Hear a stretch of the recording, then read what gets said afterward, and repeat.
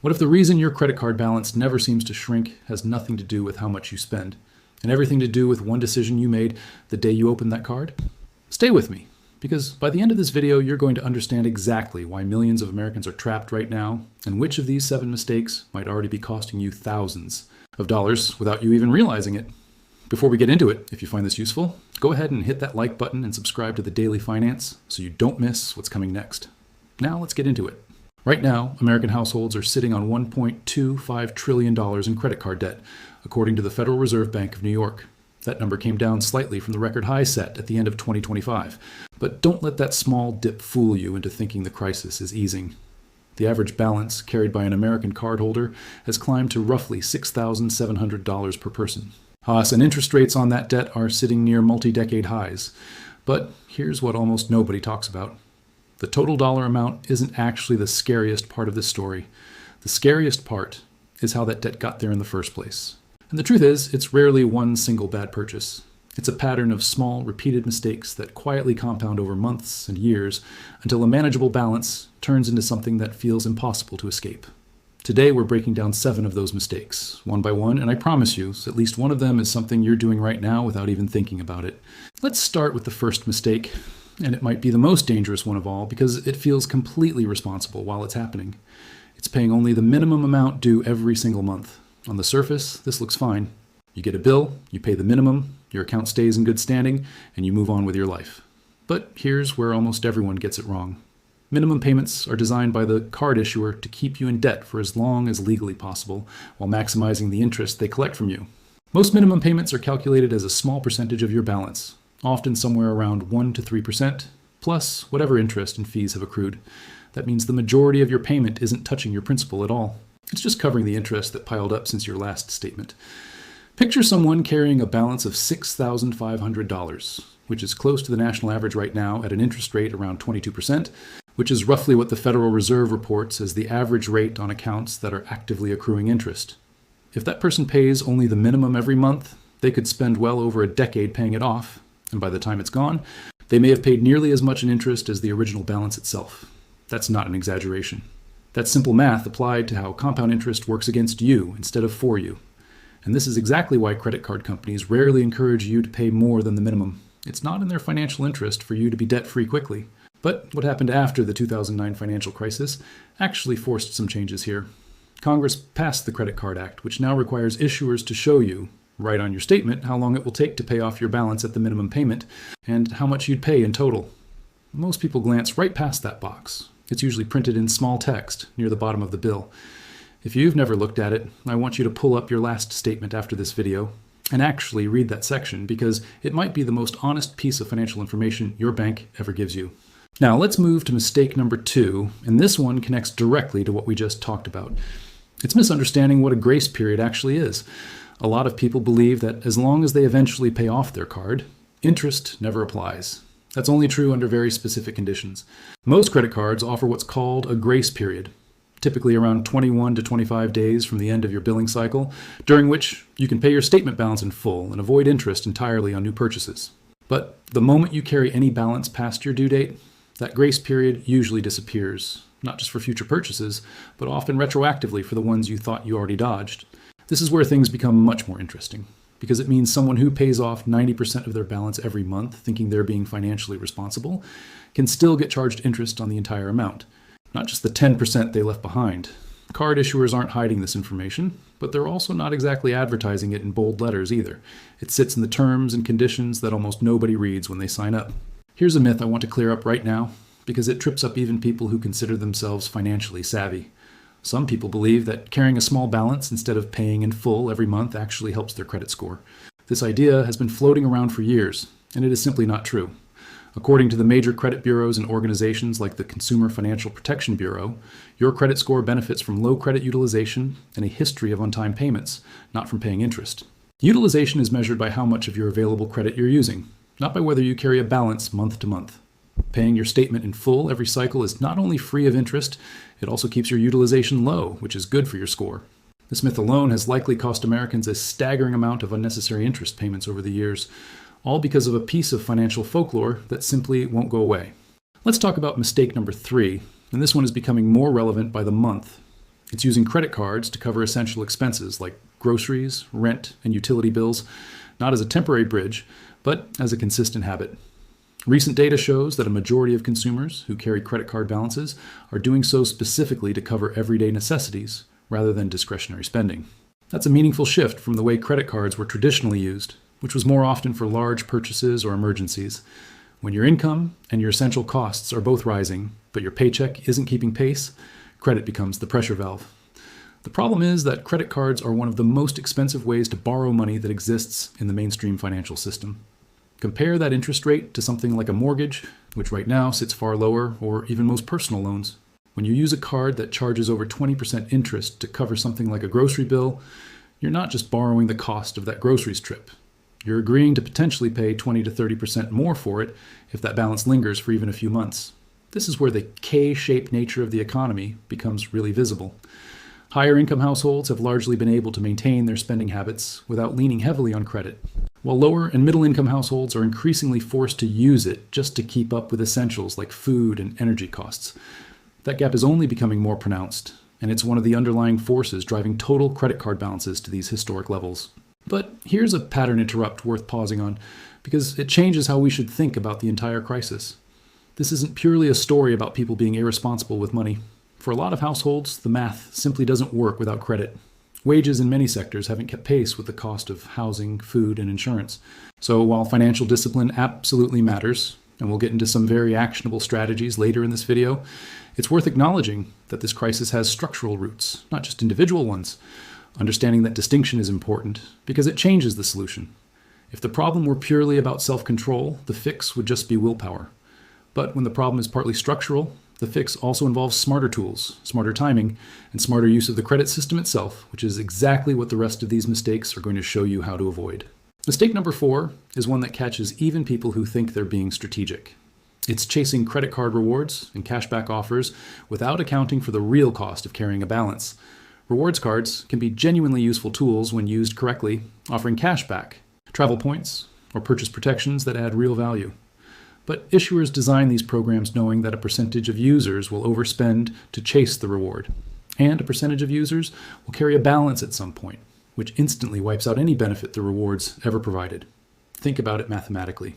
If you have a card offering 2% cashback, but you carry a balance at 22% interest for even one billing cycle, you've lost far more in interest than you gained in rewards. It doesn't take a financial expert to see that math doesn't favor you in that scenario.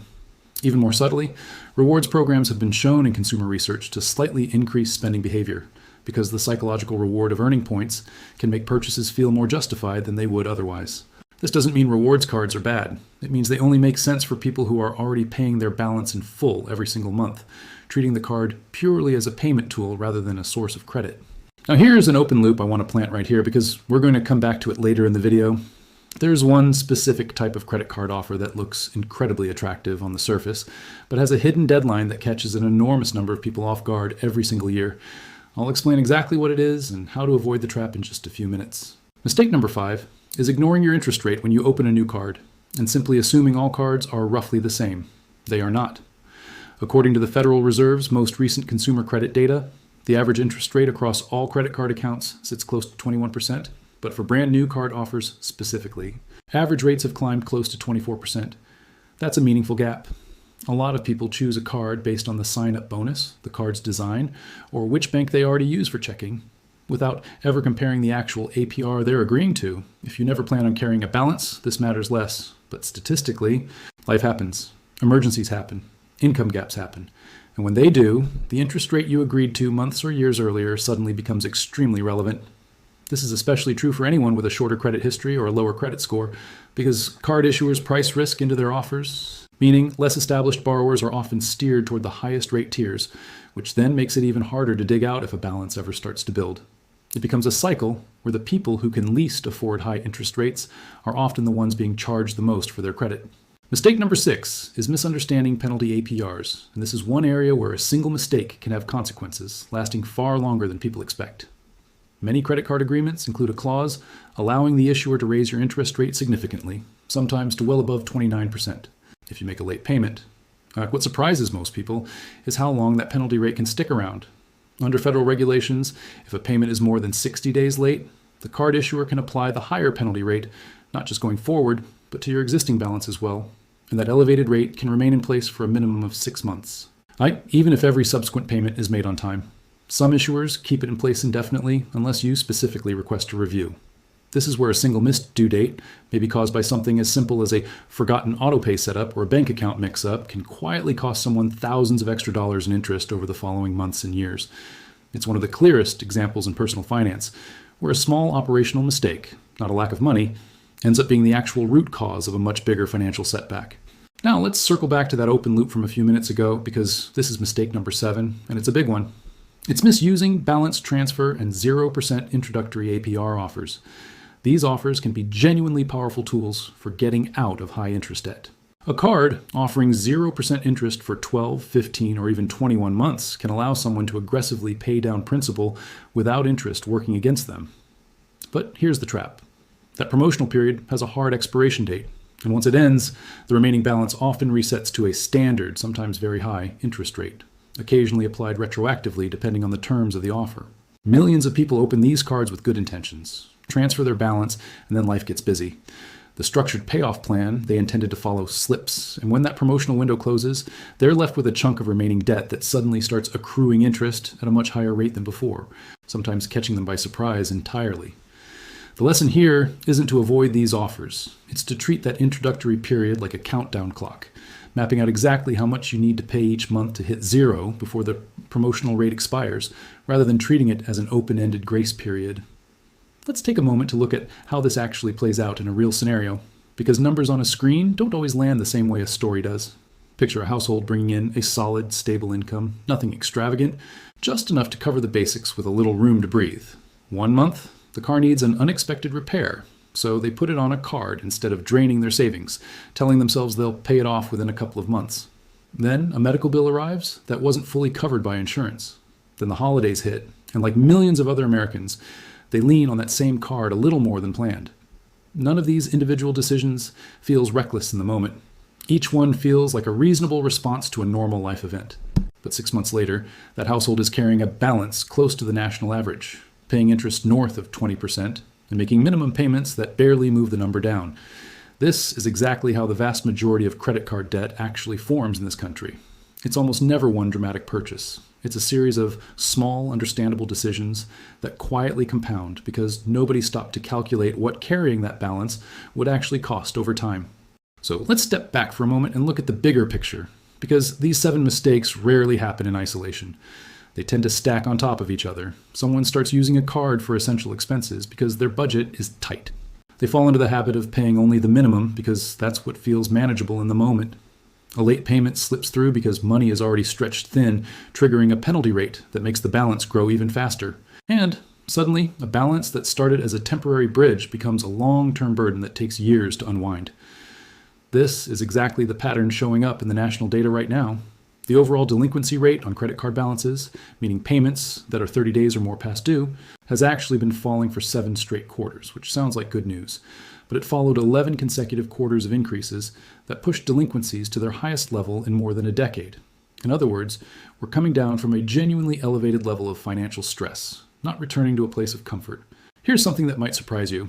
Not everyone is affected equally by this crisis, and understanding that gap tells us a lot about where things go from here. Generation X, roughly people in their mid-40s to late 50s, currently carries the highest average credit card balances of any generation, sitting close to $9,600. That's often tied to being in the middle of major financial responsibilities at once. Things like mortgages, kids heading to college, and sometimes even supporting aging parents simultaneously. Meanwhile, younger borrowers, particularly those in their 20s, are carrying smaller balances on average. But their debt has been growing at a faster rate than any other age group, which suggests the pressure is building from the bottom up as younger Americans enter a higher cost of living environment with less financial cushion than previous generations had at the same age. So what actually works if you're trying to escape the cycle instead of getting pulled deeper into it? 2 strategies consistently show up in financial planning research as the most effective structured approaches, and understanding both helps you pick the one that fits your personality. The first is called the debt avalanche method. With this approach, you list every credit card balance you have, and you focus all extra payments on the card with the highest interest rate first, while making only minimum payments on everything else. Mathematically, this is the most efficient method. because it minimizes the total interest you'll pay over time. The second approach is called the debt snowball method. Instead of targeting the highest interest rate, you target the smallest balance first, paying it off completely before moving to the next smallest, regardless of interest rate. Mathematically, this method usually costs slightly more in total interest, but behavioral finance research has consistently shown that the quick psychological wins from eliminating small balances first can significantly increase the odds that someone actually sticks with the plan long enough to finish it. Neither method is universally right or wrong. The best one is whichever one you'll actually follow through on for the next 12 to 24 months.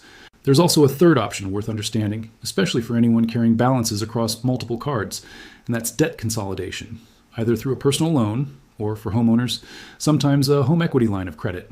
The core idea is straightforward. If you can secure a loan at a lower interest rate than what your credit cards are charging, you can use that loan to pay off the high interest balances immediately, then make one predictable monthly payment at a lower rate going forward. This doesn't erase the debt, but it can dramatically reduce how much of your payment each month goes toward interest instead of principal, which speeds up your actual path to zero. Before we wrap up, I want to leave you with one final thought, because I think it reframes this entire topic in a way that's actually empowering rather than discouraging. Every single one of the 7 mistakes we covered today shares one thing in common. They're not really about how much money you have. They're about information, timing, and small decisions made under pressure. The people who avoid this trap aren't necessarily earning more money than everyone else. They're the ones who understand exactly how grace periods work, exactly when a promotional rate expires, and exactly what a missed payment actually costs them 6 months down the road. That knowledge is the real advantage here, and now you have it. If this video helped you see your own credit card habits a little more clearly, I'd genuinely love to hear which of these 7 mistakes hit closest to home for you. Drop a comment and let me know, because these conversations help other people watching realize they're not alone in this. And if you found value in this breakdown, do me a favor and hit that like button, subscribe to the Daily Finance, and turn on notifications so you never miss the next video, because next time we're going to break down something just as important. And I promise you, it's going to change the way you think about your credit score forever.